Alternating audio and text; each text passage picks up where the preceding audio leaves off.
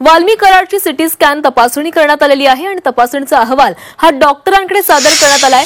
वाल्मीच्या पोटदुखीवर उपचार सुरू करण्यात आलेले आहेत। तपासणी करणाऱ्या डॉक्टरच्या सल्ल्यानुसार उपचाराची पुढची दिशा ठरणार आहे। प्रभारी जिल्हा शल्य चिकित्सक डॉक्टर एस.बी. राऊत यांनीही या संदर्भातील माहिती दिलेली आहे। या संदर्भात अधिक माहिती घेऊयात आमचे प्रतिनिधी विशाल करोळे यांच्याकडून। विशाल, वाल्मी कराडचं सिटी स्कॅन करण्यात आलेला आहे आणि त्याच्यावर पोटदुखीवर त्याचा उपचार सुरू असल्याचं कळतंय।